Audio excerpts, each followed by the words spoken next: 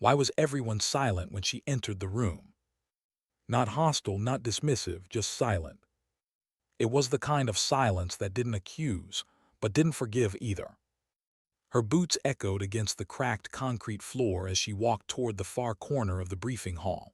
Dust drifted in the air, carried by the tired hum of a ceiling fan that had seen too many summers.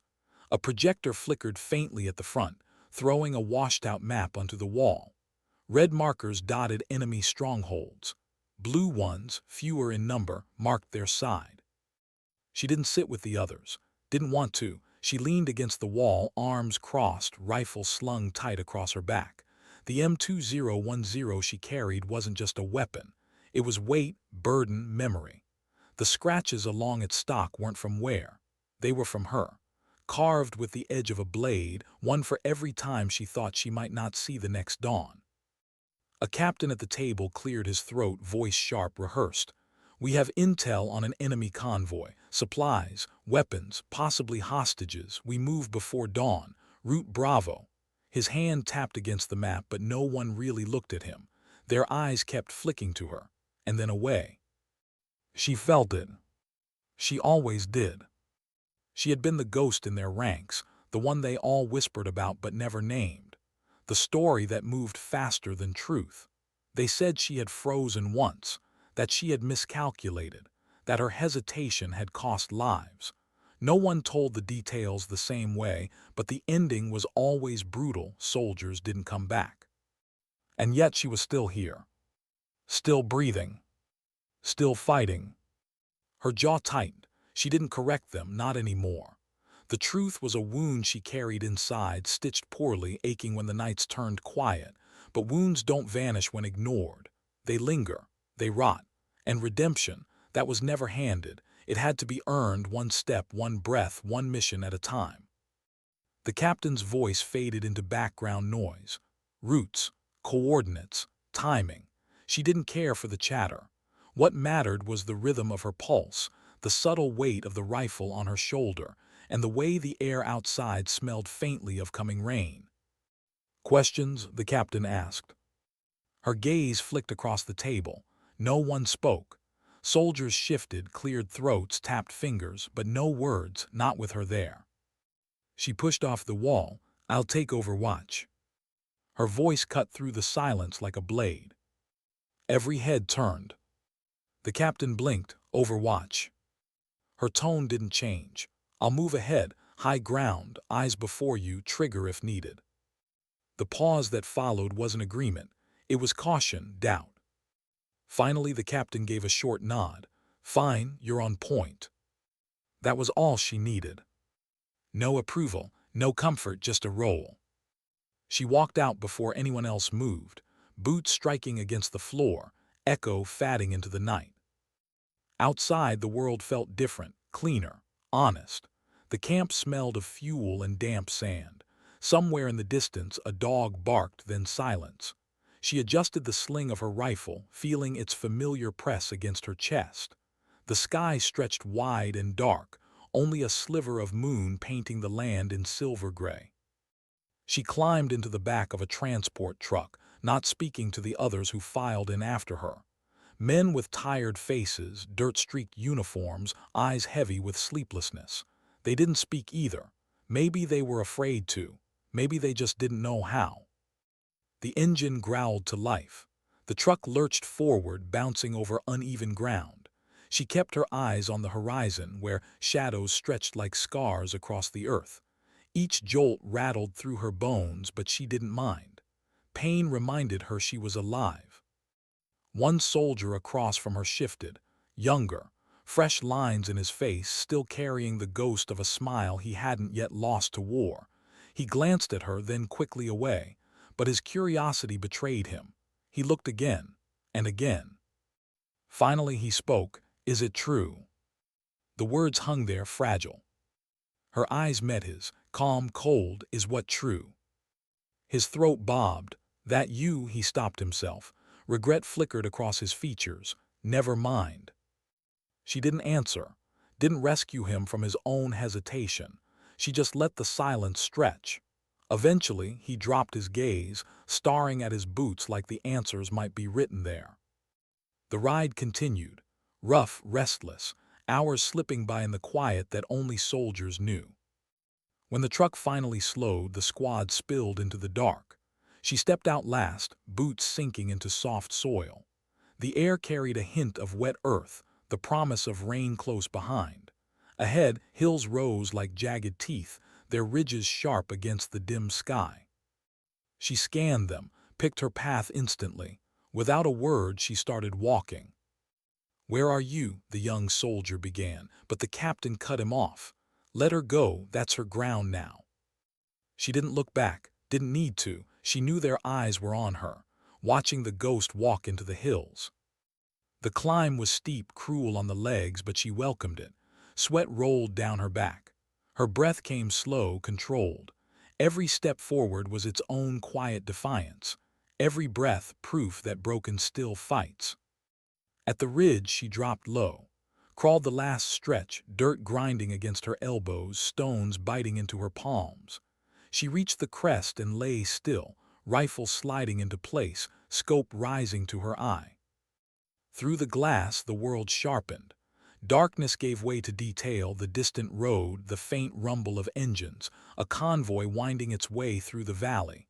Trucks, armored escorts, too many headlights for comfort. Her finger brushed the trigger, light, patient.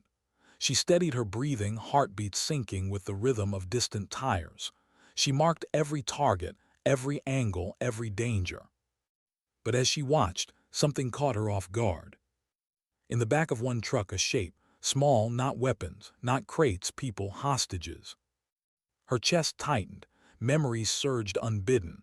A girl's voice, laughter in the sunlight, a scream torn away too soon. She blinked hard, forcing the image down. This wasn't then. This was now. Focus. Her earpiece crackled softly, the captain's voice, eyes on. She pressed her lips close to the mic. Convoy in sight, hostages on board. The line went quiet, then hold position. She exhaled, slow, deliberate. Her scope followed the convoy as it crawled through the valley. Every instinct screamed to act, to pull the trigger, to stop it all here. But orders bound her still. And in the quiet between breaths, she felt it again, that weight. Not the rifle, not the mission, the past, the failure that haunted every step. She whispered to herself, too soft for the mic to catch, "Not again." Rain began to fall, soft at first, then steady. Each drop pattered against the stock of her rifle, rolled across her cheek, sank into the soil beneath her. The convoy moved on. The squad below prepared to strike. And she, alone on the ridge, carried the silence of both past and present. She didn't know yet if this mission would save her, or damn her further. But she knew this much: she would not freeze again, not tonight. The scope never left her eye.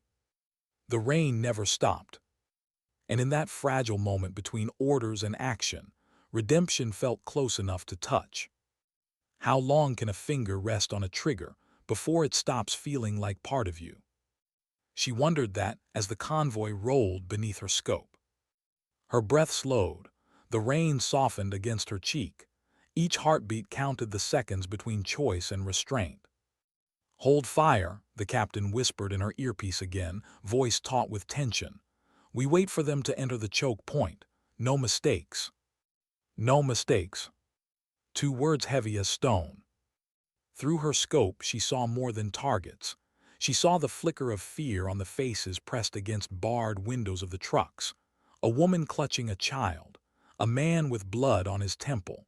The kind of sight that dug under the skin, clung to the ribs, and refused to let go. Her finger twitched. Her throat tightened. "Not again," she whispered, quieter than the rain. But the past doesn't release its grip so easily. She remembered the last time she froze, the rooftop in Kandahar, the dust storm rising like fire over the horizon. The boy with wires strapped across his chest, only 12, maybe 13. She had him in her sights, clear, certain. All she had to do was pull. But her hands shook. Her breath faltered. Her mind screamed, What if it's wrong? What if it's a mistake? And in those seconds of hesitation, he reached the checkpoint. The explosion swallowed the world. She had survived, others hadn't. That stain never left her, not in the nights, not in the whispers, not in the silence that always followed her steps. Now on this rain-soaked ridge, she swore the past wouldn't repeat. Her scope tracked the lead vehicle, armored, heavy. The convoy slowed as the road narrowed into a valley corridor flanked by steep rock, the perfect kill zone, the ambush point. "Stand by," the captain murmured.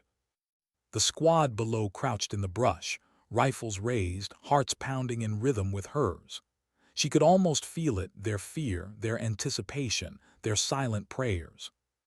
Then it happened. The convoy's lead truck rolled over a buried charge. The blast ripped the night open, fire tore skyward, shrapnel screamed through the air, the earth shook. Chaos erupted.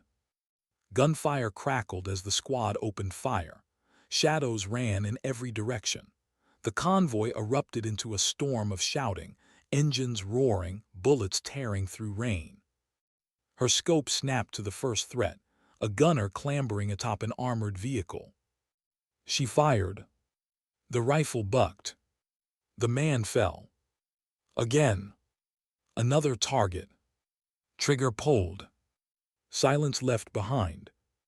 Her breathing became machine-steady, her mind a tunnel, each shot a piece of herself released into the storm. The enemy scattered, returning fire wildly. Bullets sparked against rock. One ripped past so close she felt the snap of air tug at her hood. She didn't flinch, didn't move.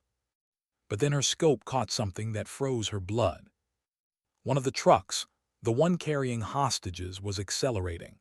The driver, panicked or determined, was pushing straight through the kill zone, engine screaming. Her heart slammed against her ribs. If he broke past the choke point, the squad couldn't chase on foot. The hostages would vanish into the dark. She shifted, breathed, centered the crosshairs on the windshield. Finger on the trigger. The rain beat faster. Her pulse screamed louder.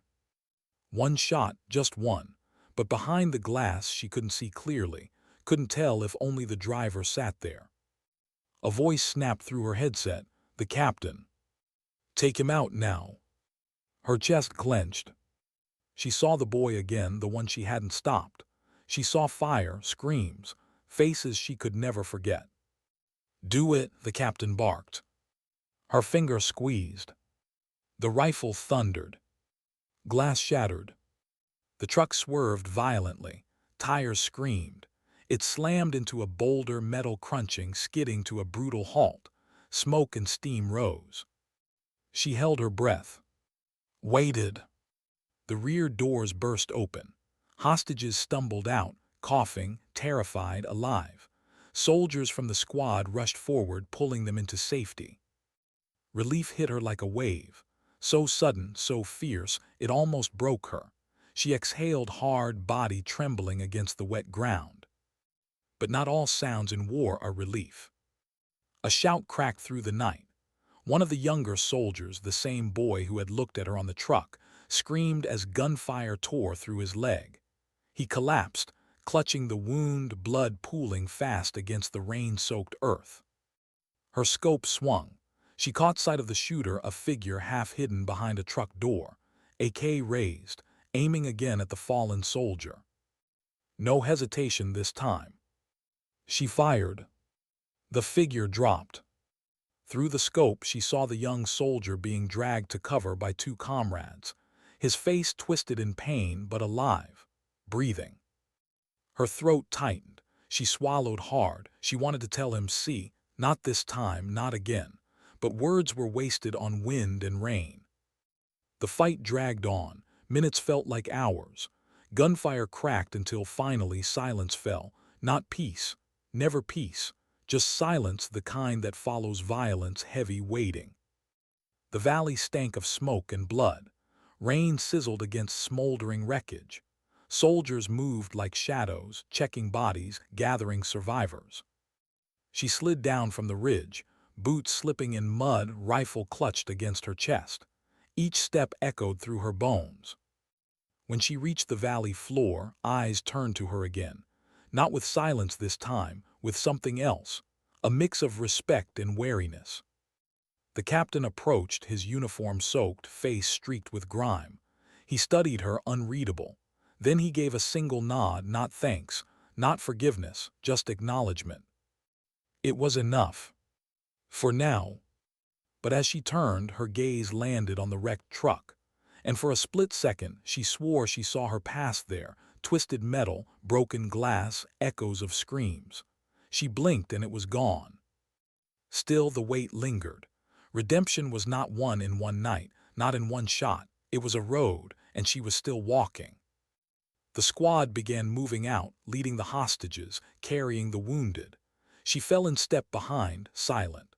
Rain washed dirt and blood from her hands, but not from her memory. As they marched into the dark, the young soldier limped between two comrades, wincing with each step. He glanced back at her once, just once, eyes filled with something she hadn't seen in a long time. Not doubt. Not blame. Hope. It burned quietly in her chest, fragile, dangerous, alive. But war has no patience for hope. Somewhere in the distance, faint but certain, came the rumble of more engines. The night wasn't over. Engines low, distant, but growing louder. The squad froze in place, every man and woman listening, straining against the rain and the hammering of their own hearts. The rescued hostages clung close, shivering under thin clothing, faces pale in the dark.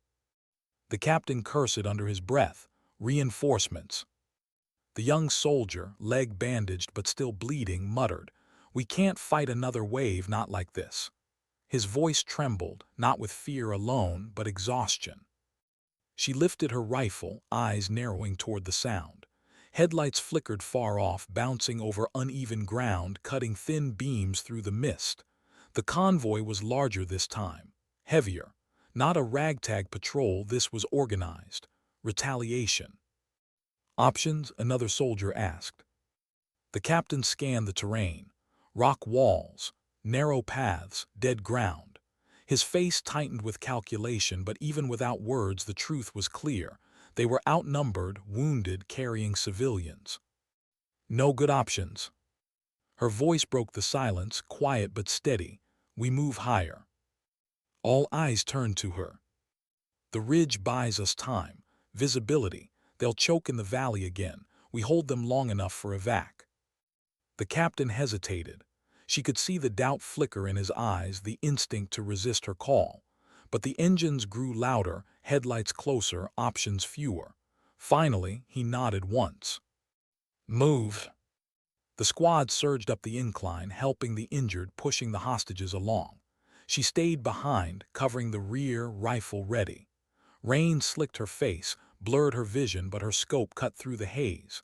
Every step up the ridge was a fight, mud sliding under boots, muscles burning. But she didn't slow.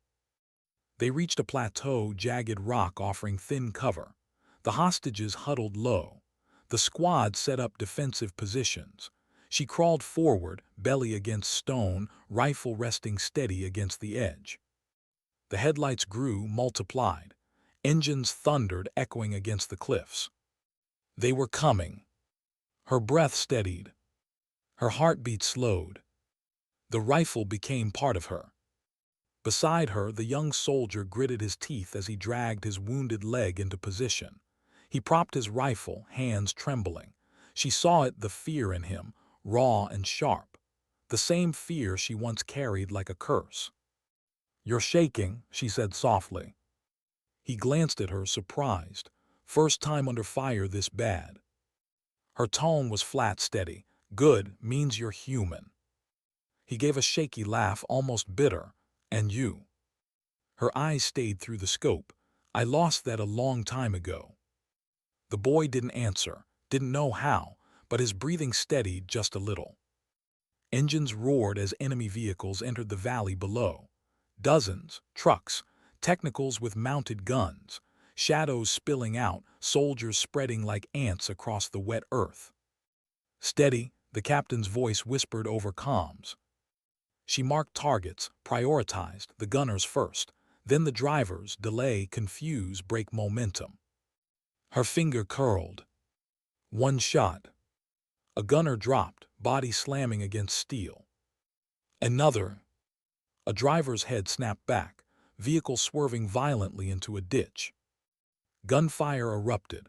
The squad opened up, muzzle flashes tearing through rain. The valley lit with chaos. Bullets pinged against rock. Shards of stone sliced her cheek hot with blood. She didn't move, didn't flinch.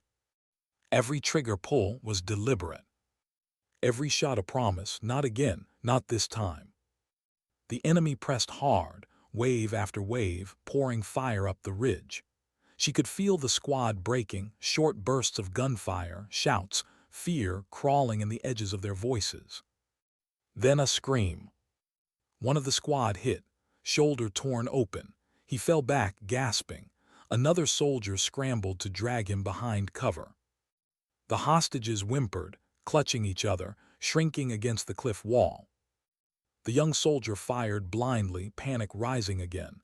His round sparked uselessly against rocks. His hands shook.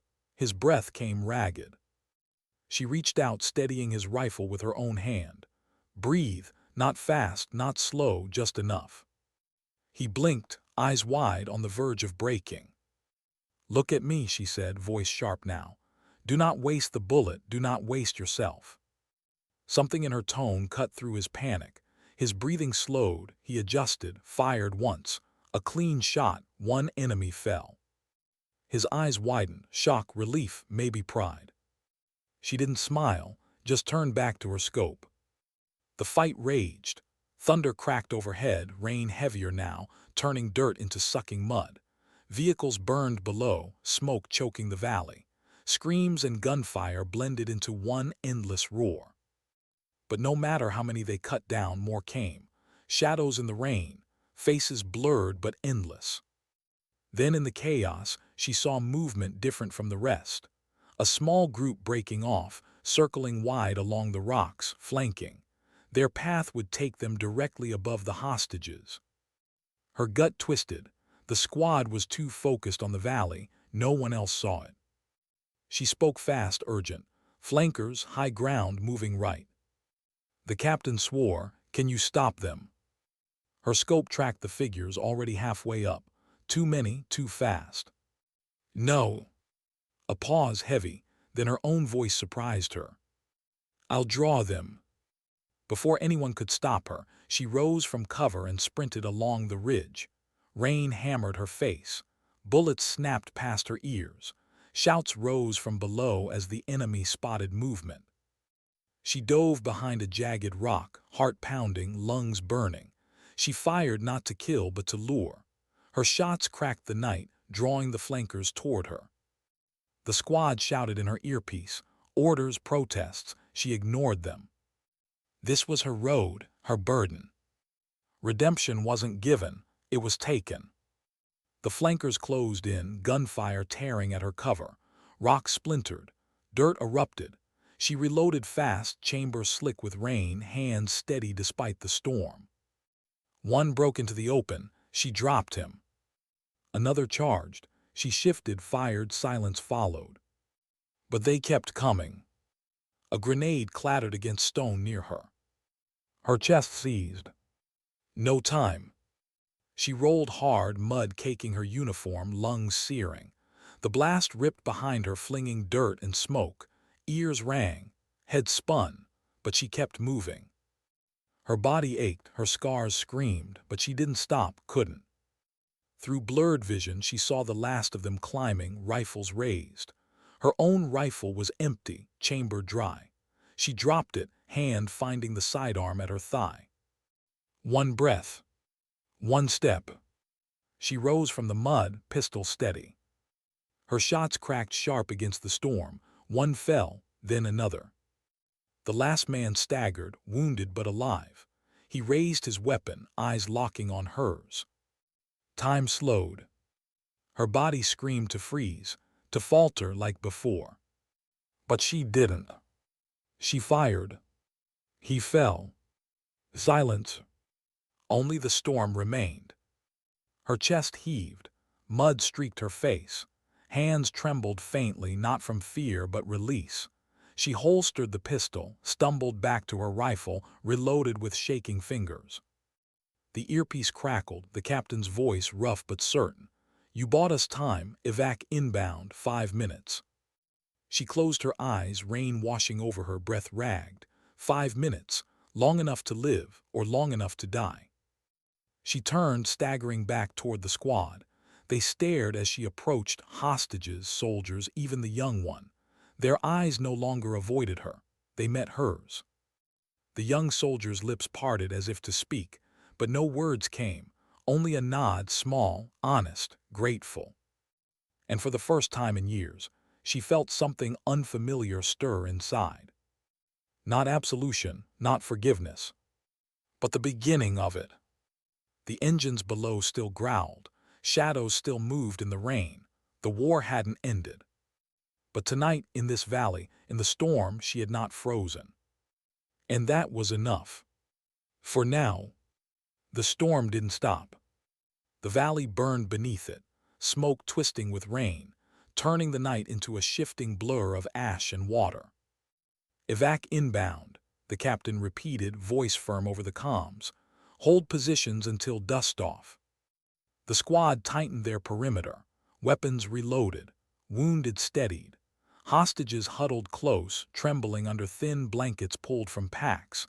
Every face told the same story: exhaustion, fear, survival clinging by its fingertips. She crouched low near the cliff's edge, rifle steady across her lap. Her body shook faintly from adrenaline fatting, muscles screaming from the sprint, the fight, the grenade. Every bruise, every scar, every moment of her past seemed to ache at once. But she didn't let it show, couldn't. Not when the young soldier's eyes were on her again. He sat propped against a rock, bandage soaked red at his thigh, rifle still clutched in his hands. He didn't speak. Didn't need to. His gaze said enough: questions, gratitude, disbelief. She turned away, scanning the valley through her scope. Flames licked at broken vehicles. Enemy shadows twitched at the edge of sightlines, regrouping, waiting. Not done yet. Never done. Minutes dragged. Each second stretched thin, weighted with the possibility of death. Then, at last, the distant thrum of rotors. Helicopters. The sound cut through the storm like hope itself. The squad moved fast, signaling, smoke grenades tossed into the air, plumes of red curling upward through rain. The first bird descended, blades whipping water into violent spray. Soldiers rushed the hostages aboard, voices raised against the deafening roar. The wounded followed, carried or dragged, every step a battle of its own. She stayed at the edge, covering them, rifle never still. Her finger brushed the trigger each time a shadow shifted. But the enemy held back for now, wary of the gunships circling above. When the last hostage climbed aboard, the captain shouted, "Go, load up." The squad filed into the bird. The young soldier limped, teeth clenched, leaning hard on a comrade's shoulder. He hesitated at the ramp, glancing back at her once more. His lips parted as if to speak, but the rotor wash stole his words. Instead, he raised a hand, a shaky half-salute. She gave nothing back, just turned her scope to the dark, scanning, covering. The captain's voice cut through the roar. "That means you too, sniper." Her jaw tightened. She didn't move. Not yet. Her eye stayed glued to the scope. The past pressed against her ribs, heavy, suffocating. She remembered another evac, another bird, another night when she had hesitated, when she hadn't covered them in time. She remembered the explosion ripping the bird apart before it lifted, remembered bodies torn and burning, remembered the silence after. Her throat closed. Her hands trembled. She forced herself to breathe, one in, one out. Not again, not tonight. Her finger squeezed. The rifle barked. A shadow crumpled below. Another stepped into sight, dropped before he aimed. She emptied the last of her mag into the night, every shot a blade cutting through memory, every echo a defiance against the past. Finally, empty chamber, silence. She exhaled hard, stood, and ran for the bird. Boots pounded mud, lungs burned, rain slapped against her face. The ramp lifted beneath her feet as the helicopter roared skyward. Below, the valley shrank into blur, fire, smoke, bodies fatting beneath sheets of rain. For the first time that night, she allowed her rifle to lower, allowed her body to sag against the rattling wall of the bird. Safe. For now. But safety was never freedom. The young soldier sat across from her, pale but breathing, leg bound tight. His eyes locked on hers again. He leaned forward slightly, voice nearly lost under rotor thunder. "You saved me." She looked away. Her voice was flat. "No, I just did my job." He shook his head. No one else would have seen it. You didn't freeze." The words hit like a stone in her chest. Didn't freeze, as if he knew. As if he'd heard the whispers, the story, maybe he had. She didn't answer, didn't let him see the weight pressing behind her eyes. She just stared out the open hatch, rain streaking into the dark. The flight back to base was long, heavy. No one spoke much. Even the wounded groaned softly, spent beyond words. The bird thumped down at last on hard concrete, floodlights cutting through the storm. Medics rushed the ramp, pulling the wounded and hostages into waiting arms. The squad filed out, one by one. The young soldier was lifted onto a stretcher, his gaze following her until the crowd swallowed him. She stepped off last. Boots hit the slick ground, familiar, heavy.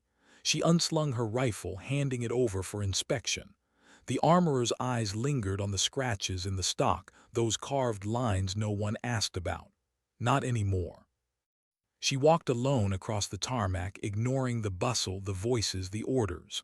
Her quarters were small, dim. A cot, a desk, a single photograph pinned to the wall, edges curled, colors fading. She sat on the cot, hands trembling now that no one could see. Her rifle leaned against the wall, dripping rainwater onto the floor. Her eyes lifted to the photo. A young girl, maybe 9, with a gap-toothed smile, hair messy from running.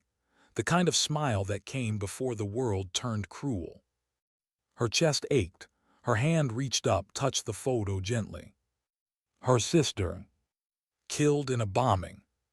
The one she couldn't save. That was the truth no one knew.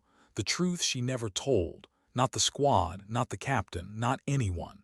They thought her hesitation had been about fear, weakness. But it was. It was the memory of that child, that face, that unbearable doubt. What if I pulled the trigger and killed another innocent? What if every shot was a mistake? And that doubt had cost lives. It had made her the ghost. It had made every step forward feel like penance, every breath proof she had no right to still be breathing. Her hand dropped. She bent forward, elbows on knees, breath ragged. For a moment she let herself break. Just a moment. Silent tears lost in storm outside, in shadows inside. But not for long. The war didn't care. The next mission would come, and she would go, because redemption wasn't found in rest. It was in motion, in steps forward, in fights survived. A knock at her door snapped her up straight. She wiped her face with the back of her hand, erasing weakness in a single motion. The door creaked open. The captain stood there, eyes tired, rain dripping from his cap. He didn't speak at first, just studied her. Finally he said, "You held the ridge." She said nothing. "You bought us time, got the hostages out, saved lives tonight." His jaw flexed like the words cost him something. "That's what I'll write in the report." Her voice was low, "And the rest?" He met her eyes, steady, hard. "The rest stays between you and the dead." Then he turned and left, door closing behind him. She sat in silence, stared at the photo. Her chest ached, her hands stilled. She whispered into the quiet, words she hadn't said aloud in years. "I'll keep fighting, Mia. I'll keep fighting until it means something." The storm raged on outside. The base hummed with restless life. And in that small room with nothing but a photo and a rifle, she sat in the weight of her choices, her scars, her redemption still unfinished. The night had been survived, but survival was never the end. The storm had passed, but the silence it left behind was heavier. Morning light broke pale over the mountains. The base sprawled beneath it like a scar on the earth. Helicopters rested in neat rows, paint still glistening with rain. Soldiers moved in tired rhythm, refueling, reloading, repairing. The war machine never slept. Neither did she. Her cot remained untouched after the night's mission. She had sat in her chair instead, staring at the photo until the horizon blushed gray. No tears this time, just the weight of choice. A sharp knock rattled the door. She didn't answer. The captain walked in anyway. "Gear up," he said flatly. Her head lifted, "All ready." He nodded. "Intel confirms the ambush wasn't random. They knew we'd be there. Someone leaked." His jaw was tight. "Command wants answers and they want them fast. We're going back out." Her stomach coiled. Another mission, no rest, no time to think. But that was war, and maybe that was mercy. The squad assembled in the briefing tent. Faces drawn, uniforms stiff with mud and blood not yet washed. The young soldier was absent, still in medical, fighting his own battle. She found herself glancing toward the empty chair anyway. The captain stood at the front, map lit by a flickering projector. His voice cut sharp. "Our target is a relay station here." He jabbed a finger into the mountains, deep in hostile territory. "It's feeding intel straight into their command net. If we cut it, we cripple their coordination." The squad muttered low. A relay meant heavy guard. No easy way in, no easier way out. "Orders are clear," the captain continued. "No survivors, no transmissions. We burn it down." He scanned the room. His gaze landed on her. "Sniper, your lead scout. We move on your eyes." Her pulse ticked faster. Scout. That meant first in, last out. That meant every mistake bled the squad. She gave a single nod. Understood. They moved before dawn, mountains swallowing them in silence. Snow crusted the peaks now. Storm washed into frozen sheen. Their breath fogged in the air as they climbed, boots crunching stone and frost. She took point, rifle steady, every step measured. The squad stretched behind her in a thin line, weapons tight to chest. Hours passed. The sun rose high, then began to sink again. The mountains gave nothing, no birds, no wind, no sound but their own. Too quiet. Her scope swept ridgelines, valleys, crevices. Every shadow looked like death waiting. Every silence felt like teeth bared in the dark. Finally, they saw it. The relay station sat carved into the mountain itself, concrete and steel hidden under camo netting, antennae rising like skeletal fingers into the sky.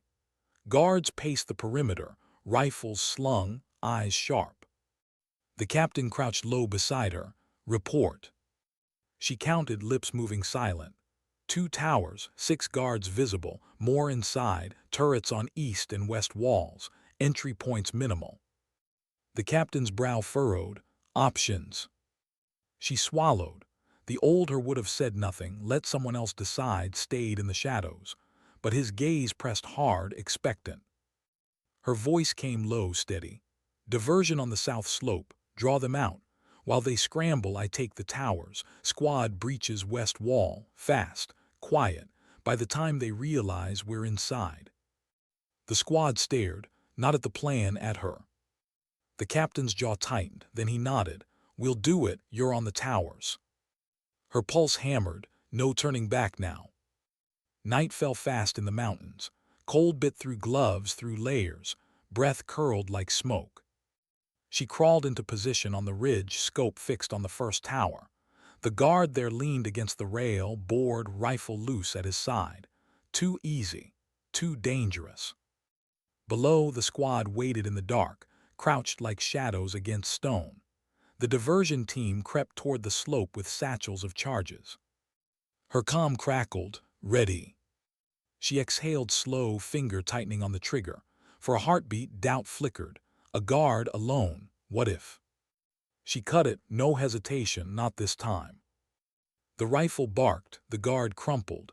Another appeared at the sound, dropped before he shouted.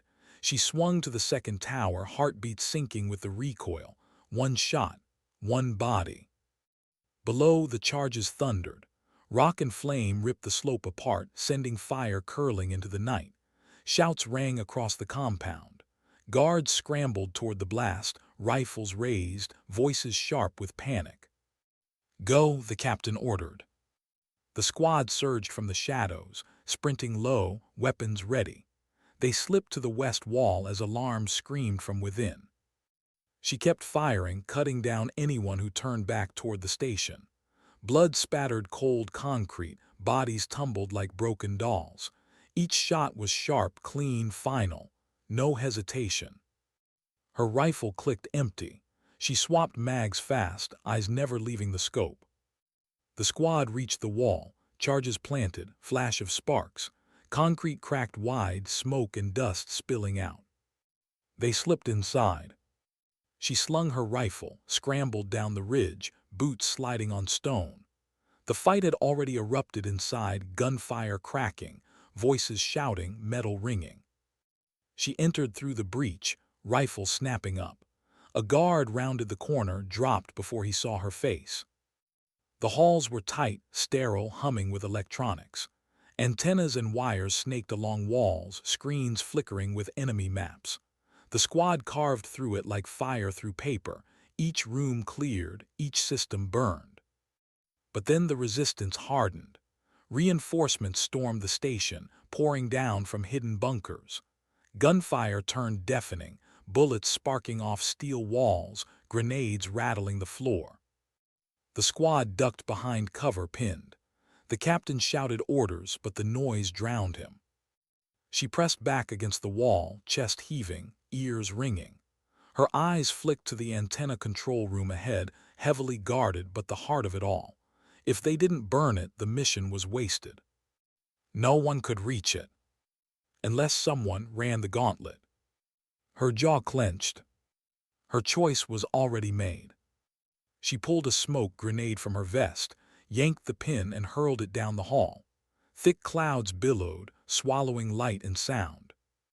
She sprinted through, rifle snapping up, blind muzzle flashes carving the fog. Bullets seared past her, ripping into walls, tearing sparks. She didn't stop, didn't think. Her shoulder slammed the control room door. She stumbled inside, guards turning in shock. She fired before they raised rifles. 3 fell. 1 charged. She swung the stock into his jaw, bone cracking, throat choking on blood. Silence.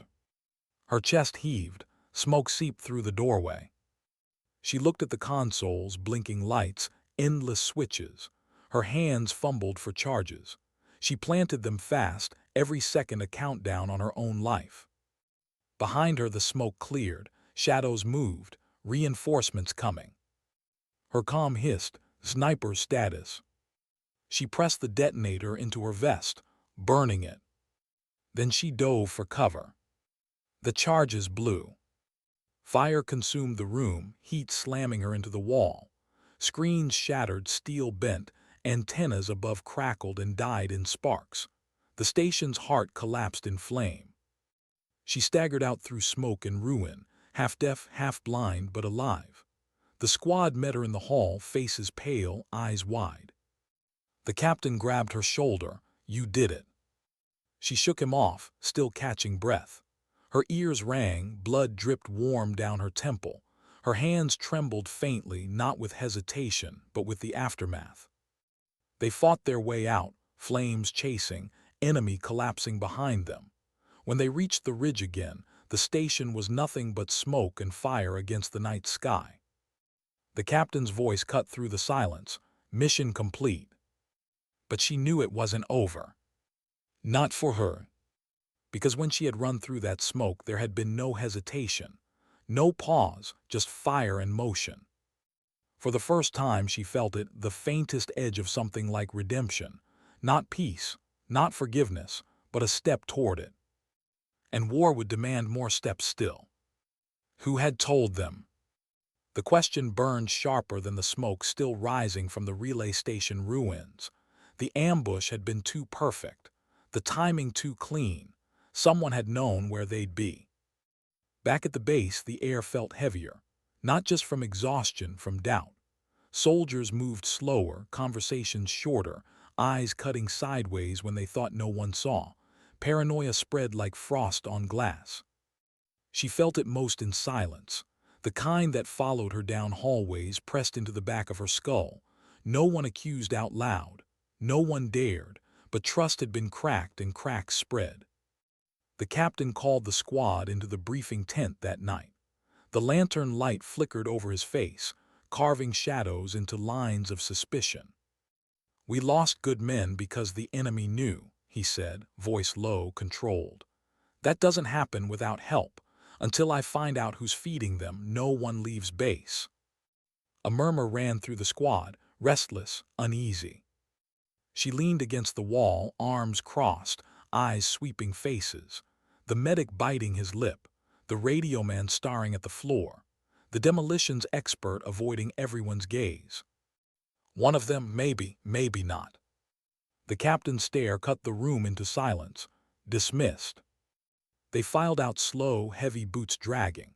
She lingered a moment, watching the lantern sway in the wind, shadows crawling across canvas like restless hands. Something twisted inside her. A memory, Kandahar again, the explosion, the whispers after. The way no one said it outright but everyone looked at her, the sniper who froze, the hesitation that killed. Now the same silence circled them all. She found herself on the firing range after midnight, rifle pressed against her cheek, shots cracking into paper targets. Each round felt like an answer she couldn't put into words. "Can't sleep either."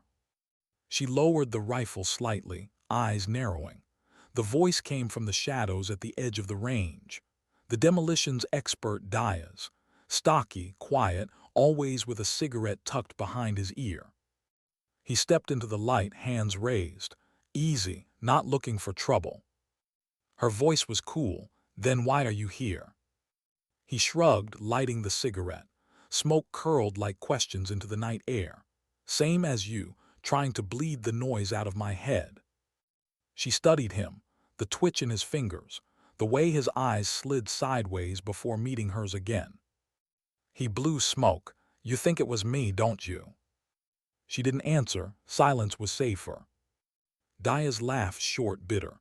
"Doesn't matter, everyone does. Too quiet, too calm must be Diaz." Her finger flexed against the trigger, not aimed at him, just a reflex. He saw it, smiled without humor. "Don't worry, sniper. If I wanted you dead, I wouldn't be standing here talking." Then he walked off into the dark, leaving smoke and suspicion behind. The days crawled, locked base, endless drills, restless waiting. She sat with the squad in the mess hall, trays of food untouched. Conversation stayed shallow, weather, gear, rumors. Never trust, never fear. The young soldier, still limping, joined them finally, crutches under his arms. His face was pale, but his eyes burned bright. "Heard what happened," he said, voice cracking with both pain and pride. "You burned that station down." The squad gave faint nods, forced smiles. She only studied him. He shouldn't have been there. He should have been in a hospital, anywhere but this poisoned room. The captain entered then, scanning the tables. His gaze was sharp, cutting, hunting. Debrief, now. They followed him into the command tent. On the table lay a small black device, jagged, cracked open. "A tracker." Her stomach dropped. The captain's voice was cold steel. "Found it embedded in our gear. Enemy tech. Someone planted it." The squad's eyes went wide, fear first, then anger. The medic spoke up, shaking. "Could have been at the outpost. During resupply, anyone could have touched our crates." The radio man muttered, "Or someone here carried it in."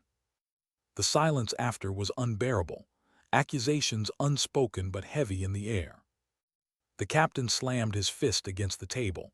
Until I have proof, no one moves. No one. But proof doesn't walk into your hand. Proof hides, and sometimes it hides in people you trust. That night she lay on her cot staring at the ceiling, sleep far away. The storm outside rattled the tin roof, a rhythm too close to gunfire. She thought of Diaz, of his cigarette smoke, his laugh in the dark, of the way he had said, "If I wanted you dead." Her instincts screamed one thing, but instincts had betrayed her before. So she moved, quiet, careful. She found herself outside the supply shed, rain soaking through her hood. The padlock glistened wet. She pulled tools from her pack, worked the lock slow, silent. It clicked open. Inside smelled of oil, dust, metal. Stacks of crates towered, shelves heavy with gear. She moved between them like a ghost, flashlight beam narrow and quick. Then she saw it. One crate slightly out of place, its lid not sealed tight. She knelt, opened it. Inside rations, spare ammo, standard issue gear. But buried beneath the top layer, wrapped in cloth, was another black device, a tracker. Her pulse hammered. She lifted it slowly, fingers trembling despite herself. Proof. But proof of what? Proof of who? The floor creaked behind her. She spun, pistol raised. Diaz stood in the doorway. For a moment neither moved. Rain drummed harder. Her finger tightened on the trigger. His eyes flicked to the tracker in her hand, then back to her face. "You think that's mine," he said softly. Her voice cut sharp. "Isn't it?" He stepped closer, slow, deliberate. "If I'd planted that, would I be standing here letting you point a gun at me?" She didn't lower it, couldn't. Diaz sighed, smoke still clinging to his jacket. "You want the truth. We're all being played. Someone's 2 steps ahead, and if you keep pointing guns at the wrong people, we'll never catch them." Her chest heaved. Doubt swirled with certainty, tangling until she couldn't tell one from the other. Then the alarm blared. Both their heads snapped toward the sound. Sirens screamed across the base. Floodlights flared. Voices shouted. The enemy was coming. She glanced at Diaz once more, the tracker burning in her hand. Proof or not, there was no time. "Move," she hissed. Together, they ran into the storm. War had many faces. Sometimes it was fire and blood in the mountains. Sometimes it was silence and suspicion in your own camp. And sometimes it was both at once. The sirens didn't stop. They clawed at the air, sharp as knives, pulsing faster than her own heart. Soldiers poured into the yard, weapons half-loaded, eyes wide with the kind of fear that knows death is already coming. Searchlights swept the ridgelines. Nothing, just storm, rain slashing sideways. But she felt it in her bones, something was out there, waiting, watching. "Positions," the captain barked, voice cutting through the storm. "Fortify the perimeter, move, damn it." Boots thundered, sandbags dragged, rifles slammed into hands that shook too much to hold them steady. She sprinted toward the tower ladder, rifle slung, climbing fast. From the top she pressed her scope to the dark. Trees swayed. Shadows flickered. For a second lightning cracked the sky, and in that blinding white she saw them, dozens, maybe hundreds, creeping up the slopes like ants. Her chest tightened. Contact North Ridge. Gunfire erupted before the words finished, leaving her throat. The base lit up in a storm of muzzle flashes. Bullets tore through the night, tracers painting red lines into black. The enemy charged, a wave of shadows and steel crashing against their fragile wall. She fired. One shot, two, three, bodies crumpled. She reloaded, fired again. Each squeeze of the trigger felt less like choice, more like survival. Below, Diaz manned the sandbags, launching grenades into the dark, explosions ripping holes in the wave. His face glowed pale in the firelight, jaw clenched, eyes burning. "Keep them back," the captain roared. But they weren't holding. For every one they dropped, 2 more came. The line buckled, screams rose, blood slicked the mud underfoot. She shifted her scope, scanning. And then she saw it, enemy fire wasn't random. They weren't rushing blind. They were striking gaps in the defense, blind corners, ammo caches. Someone was feeding them positions in real time. Her stomach dropped. The mole wasn't past. The mole was here. Her headset crackled suddenly, a voice cutting through static. Not command, not squad. A whisper, sharp, urgent. Southgate now. She froze, looked down. Southgate barely defended, just two guards scrambling to hold it.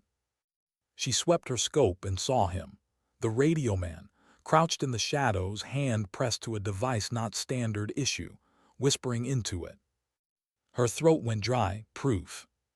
But lightning split the sky again, and she realized he wasn't alone. Enemy shapes were already breaching the south. "Captain," she shouted into comms. "Southgate compromised. Radio man's feeding them." Static answered first, then the captain's voice, raw, furious. "Confirm." Another flash of lightning. The radio man's silhouette bent over the device again, lips moving. The enemy stormed past him, untouched. "Confirmed," she said, voice breaking. Her finger squeezed. The shot cracked. The radio man fell. For a moment, silence held her still. She had just killed one of her own. Then the gate blew open. Enemy forces poured through, gunfire shredding wood and steel. "Fall back," the captain bellowed. The squad broke into retreat, dragging wounded, firing blind into the flood. Explosions rocked the base, tearing fire through barracks, towers, fuel tanks. She scrambled down from the tower, boots hitting mud, lungs burning. Diaz caught her arm, yanking her behind cover as bullets ripped overhead. "You saw it," she demanded, breath ragged. He nodded once. He was feeding them. Her chest heaved. Relief and guilt clashed in her gut, leaving nothing but fire. The captain slid into cover beside them, face streaked with blood and mud, his eyes locked on hers. "You sure?" "Yes," her voice cracked. "I ended it." His stare held, unreadable. Then he nodded sharp. No time for judgment, only survival. The fight bled through the base, building to building. Every wall became a front line, every hallway a kill zone. She moved like a shadow, rifle steady, cutting down shapes in the smoke. Diaz at her side, the captain behind, the squad fractured into desperate knots of resistance. At one point, she ducked into the mess hall, overturned tables serving as barricades. A medic crouched there, pressing hands against a soldier's bleeding chest. The boy's eyes were wide, terrified, lips moving silently. She wanted to stay, to help, to do anything but kill. But war doesn't pause for mercy. She pushed forward. Hours blurred, or minutes, time meant nothing. Just gunfire, screams, the metallic tang of blood in the air. Finally, as dawn threatened the horizon, the assault faltered. What remained of the squad regrouped in the courtyard, backs against smoldering wreckage. The enemy retreated into the forest, leaving bodies scattered in mud and snow. Smoke curled into the gray sky. The base was a graveyard. She stood, rifle limp at her side, chest heaving, every muscle screaming. Her ears rang with silence after too much noise. The captain limped forward, face pale, uniform torn. His eyes swept the ruin, then landed on her. "You killed him," he said quietly. Her throat tightened. He was the leak. The captain studied her long, hard. "Maybe, maybe not. You acted. You saved us or doomed us. Time will tell." The words cut deeper than any wound. She wanted to argue, to scream, to demand he see what she saw, but her voice died in her chest. Instead, she looked out at the smoke, at the broken bodies, at the boy who hadn't made it on the mess hall floor. And she wondered if redemption was just another word for survival. Later, when the fires were doused and the wounded carried away, she sat alone on the edge of the ruined tower. The photo was still in her vest, edges crumpled, face faded. She traced it with trembling fingers. Every step forward was redemption, every breath proof that broken still fights. But tonight, with the base in ruins, she wasn't sure how many steps she had left. Behind her, Diaz climbed the rubble, sitting down heavy beside her. He didn't speak at first, just lit a cigarette, let the smoke drift into the gray dawn. Finally, he said, "You did what needed doing." Her eyes stayed on the horizon.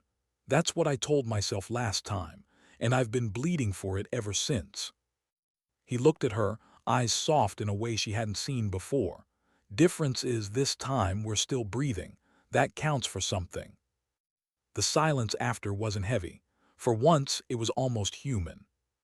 But the war wasn't finished. She knew it. They all knew it. And somewhere in the forest, the enemy regrouped. The fight wasn't over. Not yet. She didn't expect the silence to feel so heavy. Not after all the noise. The shots, the radio calls, the steady beat of boots against broken ground. But now here, in the aftermath, silence pressed against her like a weight she almost couldn't bear. Her rifle lay across her lap, the barrel still warm, the scope dusted with sand. Around her, the night began to shift. Distant fires burned, their glow flickering like dying stars. The horizon, jagged, uncertain, promised nothing.